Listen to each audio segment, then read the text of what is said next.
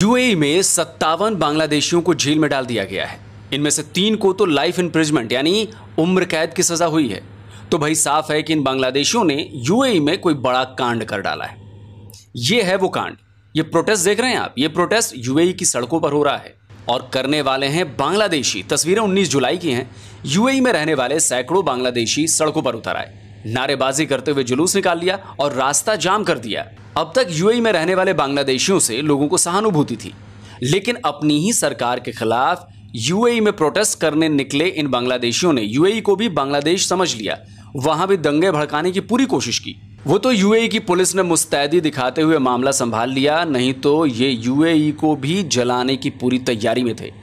लेकिन वो भूल गए थे कि जहां वो प्रोटेस्ट कर रहे हैं वो बांग्लादेश नहीं है, यूएई है। फौरन मामले की जांच शुरू कर दी गई और कुछ ही घंटों में कई प्रोटेस्टर्स को पुलिस ने अरेस्ट कर लिया। चांसलर डॉक्टर हमाद सैफ अल शम्सी यूएई के अटॉर्नी जनरल हैं। शुक्रवार को प्रोटेस्ट के ठीक बाद चांसलर डॉक्टर हमाद सैफ अल शम्सी उन्होंने मामले की जांच के आदेश दिए थे।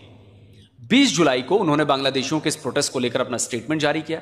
उन्होंने कहा, इन लोगों ने सार्वजनिक जगह पर जमा होकर अपने देश की सरकार के खिलाफ प्रदर्शन का अपराध किया।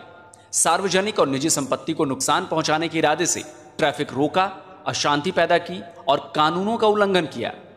इन लोगों ने जानबूझकर यातायात को बाधित किया।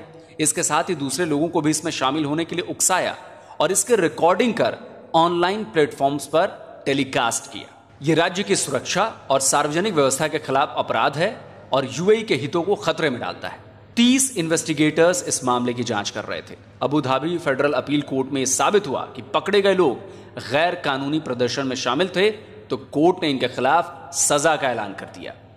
3 बांग्लादेशियों पर प्रोटेस्ट को ऑर्गेनाइज करने और दंगे के लिए लोगों को उकसाने का दोष साबित हुआ और कोर्ट ने उन तीनों को ताउम्र कैद की सजा सुनाई। 53 बांग्लादेशियों पर इस प्रोटेस्ट में शामिल होने और यूएई का कानून तोड़ने का दोष साबित हुआ। इनमें से 52 को 10 साल कैद, जबकि एक को 11 साल जेल की सजा सुनाई गई है। 11 साल जेल की सजा पाने वाला बांग्लादेशी अवैध तरीके से यूएई में रह रहा था। कोर्ट ने यह भी कहा कि सजा पूरी होने के बाद इन सभी को डिपोर्ट कर दिया जाए।